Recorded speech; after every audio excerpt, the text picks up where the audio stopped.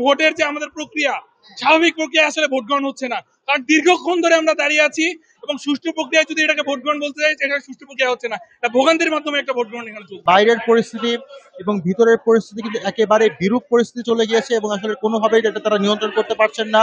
আমি যদি আপনাদেরকে দেখাই যে আসলে এখানে কোনোভাবে নির্বাচন পরিস্থিতি বলা যায় না এবং ভোট গ্রহণও আসলে সেভাবে হচ্ছে না। শেখ সাদি হাসান কিন্তু এখনো তিনি বাইরে অবস্থান করছেন।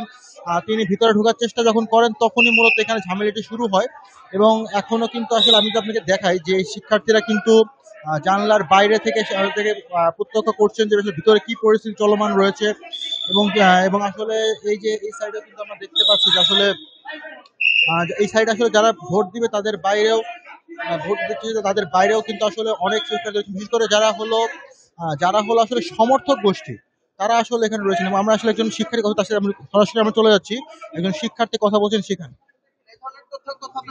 আমরা পিছন থেকে দেখছি সামনে জটলা হয়ে আছে, কোনো প্রকার লাইন আগাচ্ছে না 1 ঘন্টা ধরে। তিনি প্রবেশ করার চেষ্টা করছিলেন, হয়তো আমি প্রবেশ করতে দেখিনি। তবে এখানে তবে এখানে আমরা দেখছি ভোটের যে আমাদের প্রক্রিয়া, স্বাভাবিক প্রক্রিয়া আসলে ভোট গ্রহণ হচ্ছে না। কারণ দীর্ঘক্ষণ ধরে আমরা দাঁড়িয়ে আছি এবং সুষ্ঠু প্রক্রিয়ায় যদি এটাকে ভোট গ্রহণ বলতে চাই, এটা সুষ্ঠু প্রক্রিয়া হচ্ছে না, এটা ভোগান্তির মাধ্যমে একটা ভোট গ্রহণ এখানে চলতেছে। ঠিক যেমনটা শুনছিলেন আসলে তারা কিন্তু বলছে একটা ভোগান্তির মাধ্যমে ভোট গ্রহণ হচ্ছে এবং আমরা সকাল থেকে বারবারই দেখেছি, বিশেষ করে এই কেন্দ্রটা কিন্তু একটার পর একটা ঝামেলা চলছে। প্রাথমিকভাবে আসলে শিক্ষার্থীদের ছবি সম্বলিত যে তালিকা করেছিল সেটি আসেনি। এরপরে শিক্ষার্থীরা ভোট যে দিয়েছে তার প্রমাণস্বরূপ যে সে কালিও আসেনি। কিন্তু এরপরে যখন শিক্ষার্থী যখন জটলা করেছে তারপরে কিন্তু আসলে শিক্ষা জটলার পরে কিন্তু প্রাথমিকভাবে নির্বাচন কমিশনের সদস্যরা আসেন এবং তারা আসলে সান্ত্বনা সূচক যে কালিটা তারা সেটা দিয়ে যান এবং সেই কালিও কিন্তু রিমুভ হবে, অর্থাৎ কিছুক্ষণ পর পরে সেই জিনিসটা রিমুভ হচ্ছে।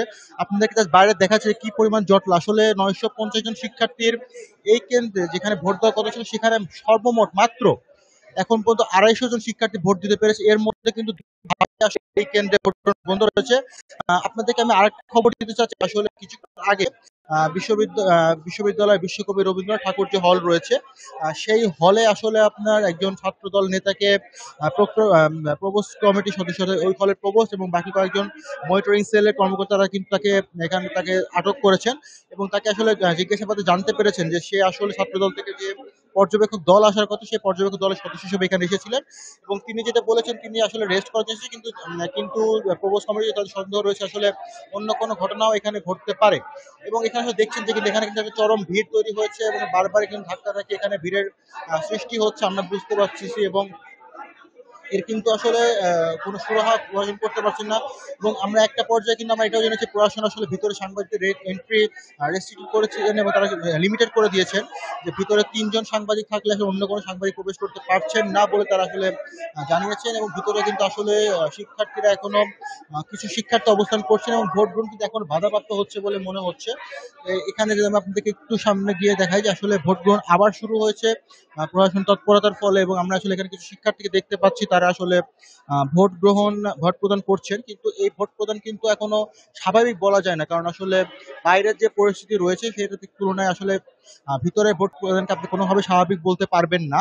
এবং এই কারণে কিন্তু আসলে ভোট কেন্দ্রগুলোকে এবং শুধুমাত্র এই একটা ভোট কেন্দ্রে যে সমস্যা তৈরি হচ্ছে তা নয়, আমরা বেশ কিছু হলে দেখেছি, যেমন হলো আপনার কিছুক্ষণ আগে বঙ্গবন্ধু ফজিলাতুন্নেসা হলে একই সহসভাপতি পদপ্রার্থী তিনি যখন সেই হলে প্রবেশ করেন সেই হলেও কিন্তু এরকম একটা ভোট বন্ধ হয়ে যায় এবং তখন প্রশ্ন করা হয় যে আপনি কেন প্রবেশ করেছেন, সে তখন কোনো উত্তর দিতে পারেনি।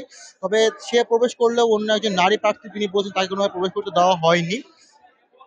আমরা আসলে যেটা দেখতে পাচ্ছি যে শিক্ষার্থীদের ঢোকানো হচ্ছে, তবে সাংবাদিকদের প্রবেশ রেস্ট্রিকশন করে দেওয়া হয়েছে। সাংবাদিকদের আসলে লিমিটেড সাংবাদিকরা বারবার প্রবেশ করতে পারছে, তবে ম্যাক্সিমাম প্রবেশ করতে পারছেন না। আমি আপনাদেরকে শেষবার মধ্যে দেখাচ্ছি যে আসলে কি পরিমাণ ভিড় এখানে রয়েছে। আপনারা যদি একটু বাইরে থেকে, আমি আপনাদের ভিতর থেকে দেখানোর চেষ্টা করছি যে আসলে সাংবাদিকদের ভিড়টা এখানে রয়েছে এবং শিক্ষার্থীদের ভিড়ও কিন্তু রয়েছে। আসলে জাকসু নির্বাচনের প্রথম যে 3-4 দিন যেভাবে স্বাভাবিকভাবে নির্বাচন প্রক্রিয়া চলছিল, আসলে আজকে সেভাবে স্বাভাবিক প্রক্রিয়াটি নেই।